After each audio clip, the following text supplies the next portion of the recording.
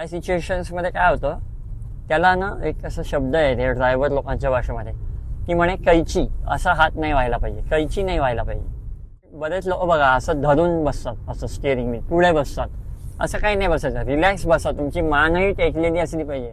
बरोबर आहे. डाव्या साईडला वळतोय मी, आता वळलो आणि आता मी सोडून देणार स्टिअरिंग व्हील. बघा आलं, सरळ आलं, ऑटोमॅटिकली आलं. बघा हे स्टिअरिंग व्हील जे सरळ आलं त्याला म्हणतात. सो मंडळी, आजच्या व्हिडिओमध्ये आपण बघणार आहोत की स्टिअरिंग व्हील जे आहे ते नेमकं कसं हाताळायचं आहे, योग्य पद्धत काय आहे, त्याच्यामध्ये होणाऱ्या चुका, किंवा बरेचसे लोक आपल्याला बघा, तुम्ही ऑब्झर्व केलं असेल की थोडं लॉंग ड्राईव्ह केल्यानंतर किंवा एक 2-3 तास जरी गाडी चालवली तरी ते असं थकल्यासारखं जाणवतं. कसं हाताळायचं आहे, काय करायचं आहे, कसं बसायचं आहे, स्टिअरिंग व्हीलचं अंतर कसं असलं पाहिजे, योग्य अंतर कोणतं, या सगळ्या गोष्टी आपण आजच्या व्हिडिओमध्ये बघणार आहोत. स्टिअरिंग व्हील जे आहे ते आपल्याला आपली सिटिंग पोझिशन अशी ठेवायची की आपला जो हात आहे ना, हा डावा आणि उजवा दोन्ही हात आपल्याला असे मनगट, असं पूर्ण तुम्ही सरळ केलात हात की हे जे मनगट आहे ते इथे आलं पाहिजे स्टिअरिंग व्हीलवर.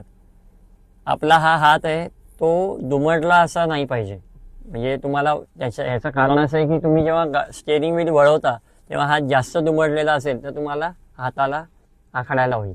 बरोबर. त्याच्यामुळे आपल्याला तेवढ्या लांब बसायचं आहे की तुम्ही पूर्ण हात असा सरळ केल्यानंतर मनगटापर्यंतच येईल. हात सरळ केला तर एवढा जर का पुढे जात असेल, याच्या पुढे हात पूर्ण जात असेल पुढे, तर ते चुकीचं आहे. तुम्ही खूपच पुढे बसलेला आहात. मग तुम्ही म्हणाले की माझा क्लचला पाय कॉन्फिडन्स नाही आहे, मला क्लच पूर्ण प्रेस होईल की नाही असं वाटतं, तर ते बरोबर आहे, सुरुवातीला ते वाटतं. पण त्याच्यासाठी काय उपाय आहे, आपल्याला गाडी जेव्हा आपण चालवतो तेव्हा एखाद्या मोकळ्या जागेत वगैरे जा आणि क्लच जो आहे तुमचा तो एक स्टेप थोडं, जर का तुम्हाला वाटत असेल की तुम्ही अगदी पुढे बसताय तर एक स्टेप, एक खटका सीट मागे घ्या आणि चालवून बघा. दुसरं आणि महत्त्वाचं, स्टिअरिंग व्हीलवरती हात दोन्ही ठेवायचे का एकच ठेवायचा आहे, हा हात कुठे ठेवायचा, हा हात कुठे ठेवायचा आहे. तर जेव्हा आपण गाडी चालवतो तेव्हा एक हात आपला गिअरवर असला पाहिजे, दुसरा हात जो आहे तो स्टिअरिंग व्हीलवरती असला पाहिजे. याचं कारण असं आहे की स्टिअरिंग व्हील हे पॉवर स्टिअरिंग व्हील आहे, याला ताकद लागत नाही, याला इनबिल्ट पॉवर असते. स्टिअरिंग व्हील वळवायला ताकद लागत नाही.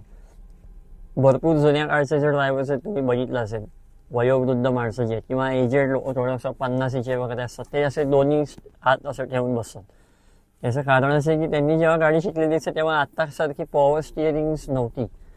त्याच्यामुळे स्टिअरिंग व्हील आताची जी आहे ती पॉवर स्टिअरिंग्स आहेत. आपल्याला काही ताकद लागत नाही, एका बोटाने सुद्धा स्टिअरिंग व्हील वळतं. जेव्हा गाडी स्पीडमध्ये असते तेव्हा इझिली आपल्याला थोडंसं जरी वळवलं ना तरी गाडी एकदम झपकन जाते या बाजूला, जेव्हा हाय स्पीडला असतो आपण तेव्हा. सो आपल्याला तात्पर्य हे आहे की एकच हात स्टिअरिंग व्हीलवरती ठेवायचा उजवा, आणि डावा जो हात आहे तो इकडे ठेवायचा आहे गिअर स्टिकवर.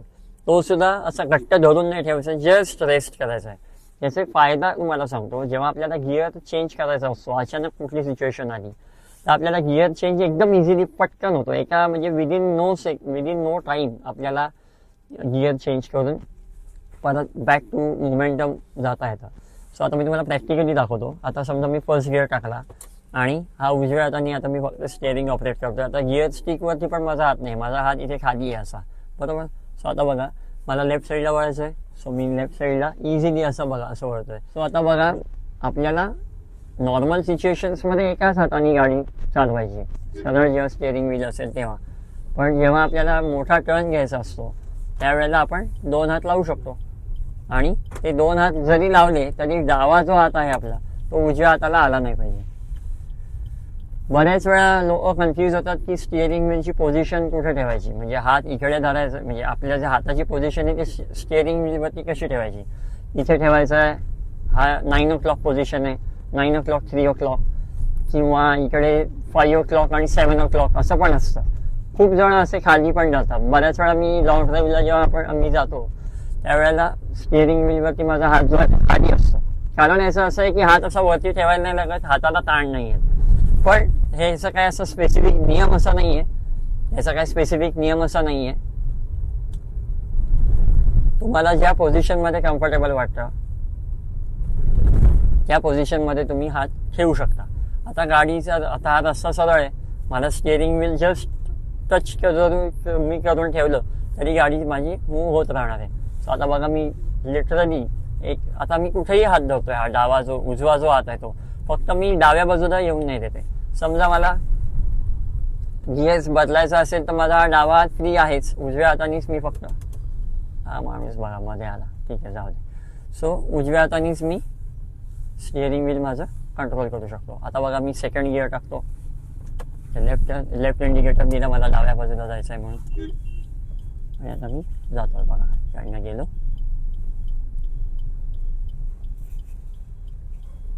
आणि मी पास झालो. आता तुम्ही बघितलं मी डावा हात लावलाही नाही स्टिअरिंग व्हीलला, बरोबर, उजव्या हातानेच मी ऑपरेट केलं. आणि आता मी थर्ड गिअर टाकला, मी फोर्थ गिअर टाकतो. आता समजा मला आता मी नॉर्मल रेस्ट करायचा असेल तर असं ठेवू शकतो, पण बरेच लोक बघा असं धरून बसतात, असं स्टिअरिंग व्हील पुढे बसतात. असं काही नाही बसायचं, रिलॅक्स बसा. तुमची मानही टेकलेली असली पाहिजे. ॲक्च्युअलमध्ये तुमची मान जी आहे ना ती सुद्धा अशी मागे टेकलेली असली पाहिजे, तर तुम्हाला थकान जाणवणार नाही, थकवा जाणवणार नाही, बरोबर. आता गाडी मी 5व्या गिअरमध्ये टाकतो कारण रस्ता मोकळा आहे. जेवढा हाय स्पीड असतो तेवढं स्टिअरिंग व्हील थोडंसं जरी वळवलं तरी गाडी वळते लगेच. सो आपल्याला स्टिअरिंग व्हीलच्या बाबतीत ते खूप ध्यानात ठेवायचं आहे, अतिशय महत्त्वाची गोष्ट आहे. जजमेंटसाठी म्हणा किंवा जेव्हा हाय स्पीडमध्ये असतो तेव्हा, किंवा लेन चेंज करताना वगैरे सुद्धा स्टिअरिंग व्हीलवरून कंट्रोल जरा जरी गेला तरी आपल्याला प्रॉब्लेम होतो, ॲक्सिडेंट्स वगैरे होतात. सो आपल्याला स्टिअरिंग व्हील खूप व्यवस्थितरित्या हाताळायचं आहे, हे कायम तुम्ही लक्षात ठेवा. आता मी इकडे यू टर्न मारणार आहे, त्याच्यामुळे मी थोडं उजव्या बाजूला जातो. आता यू टर्न मारताना पण बघा स्टिअरिंग व्हील मी कसं ऑपरेट करेन. मला डावा हात वापरावा लागणार आहे तेव्हा यू टर्न मारताना, पण मी तो असा सोडत वापरणार. तर मी मला दाखवतो ॲक्च्युअलमध्ये. तर मी राईट इंडिकेटर दिलेलं आहे आणि आता मी यू टर्न मारताना इकडे बघा असं येतोय नॉर्मल. थोडं थांबायला लागेल मला, ही गाडी येते म्हटल्यानंतर, आणि परत माझा बसला यू टर्न, बरोबर. आता तुम्ही बघितलं मित्रांनो, मी यू टर्न मारताना गाडीवरून स्टिअरिंग व्हीलवरून हात सोडला. त्या सिच्युएशन्समध्ये काय होतं, त्याला ना एक असा शब्द आहे ते ड्रायव्हर लोकांच्या भाषेमध्ये, की म्हणे कैची, असा हात नाही व्हायला पाहिजे, कैची नाही व्हायला पाहिजे. ही रिस्की असतं, कारण काय हात लॉक होऊ शकतो त्या केसमध्ये. म्हणून आपल्याला स्टिअरिंग व्हीलवरती हात जो आहे तो इझी ठेवायचा आहे, एक तर घट्ट नाही धरून ठेवायचा आहे. आणि उजवा जो हात आहे आपला तो डाव्या बाजूला आला नाही पाहिजे, आणि डावा हात आहे तो उजव्या बाजूला आला नाही पाहिजे. इंटरसेक्ट व्हायला नाही पाहिजेत हात आपले, बरोबर. आपल्याला नॉर्मल एकदम व्यवस्थित हलक्या हाताने स्टिअरिंग व्हील हाताळायचं आहे आणि एकाच हाताने हाताळायचं आहे. जेव्हा आपण गाडी चालवतो तेव्हा एकदम उजव्या बाजूनी जर का तुम्ही जात असाल डिवायडरच्या बाजूनी, तर मी तर रेकमेंड करीन सुरुवातीला तुम्ही एकदम उजव्या बाजूनी नका जाऊ, कारण आपल्याला जजमेंट एवढं आलेलं नसतं जेवढं यायला हवं, बरोबर. जेव्हा तुम्ही समजा फॉर एक्झाम्पल मुंबई पुणे हायवेवरती पण गाडी जर का तुम्ही चालवत असाल तर त्या हायवेवरती सुद्धा आपल्याला मधल्या लेननी गाडी चालवणं हे रेकमेंडेड आहे. याचं कारण असं आहे की उजव्या बाजूनी एकदम जास्त वेगामध्ये गाड्या जात असतात, फास्ट ट्रॅक असतो, फास्ट गाड्या जात असतात म्हणून, आणि आपल्याला तेवढ्या फास्ट जाण्याची सवय नसते. त्याच्यामुळे आपल्याला मधल्या लेनमधून गाडी चालवणं हे कधीही सेफ आहे, कधीही. बरं, आणखीन एक मुद्दा म्हणजे स्टिअरिंग व्हील जे आपलं आहे ते फक्त पुढच्या चाकांनाच कनेक्टेड असतं. आपली मागची चाकं जी आहेत ती स्टिअरिंग व्हीलवरती वळत नाहीत. जेव्हा आपण स्टिअरिंग व्हील वळवतो तेव्हा फक्त पुढची चाकं वळतात, हे पण एक कायम ध्यानात ठेवायचं आहे. आणि जेव्हा आपण लेफ्ट साईडला वळतो तेव्हा उजव्या बाजूचं जे चाक आहे ते बाहेरच्या बाजूला येतं, आणि जेव्हा राईटला वळतो तेव्हा आपल्या डाव्या बाजूचं जे चाक आहे ते बाहेरच्या बाजूला येतं. म्हणजे हे कधी उपयोगी येतं जेव्हा आपण रिव्हर्स गिअर वगैरे घेतो, रिव्हर्स गिअर टाकून जेव्हा गाडी मागे घेतो त्यावेळेला आपल्याला बोनेटकडे पण लक्ष द्यायला लागतं. बघा आता मी फर्स्ट गिअर टाकला, हळूहळू सिग्नल मी दिलेला आहे आणि आता मी वळवला, सिम्पल. आणि स्टिअरिंग व्हील वळवल्यानंतर असं सोडून द्यायचं आहे आपल्याला, जे ॲटोमॅटिकली सरळ येतं.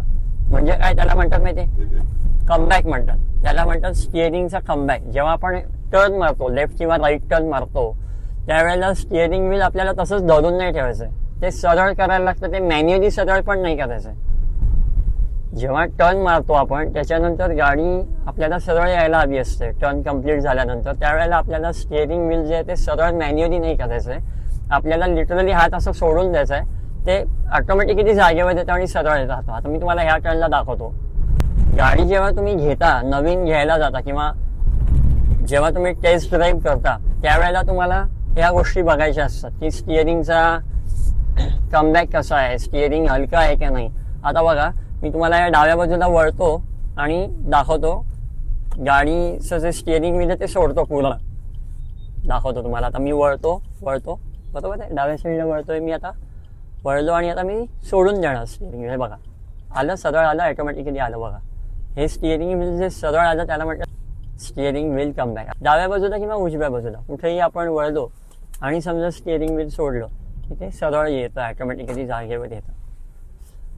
सो मंडळी, आजच्या व्हिडिओमध्ये एवढंच होतं स्टिअरिंग व्हीलच्या. जर का व्हिडिओ आवडला असेल तर लाईक करा आणि चॅनलला सबस्क्राईब करा. ज्याला कोणाला गरज असेल त्याला हा व्हिडिओ नक्की पाठवा. आणि काही तुमचे डाऊट्स असतील याच्या बाबतीत तर मला नक्की कमेंट्समध्ये वगैरे विचारा.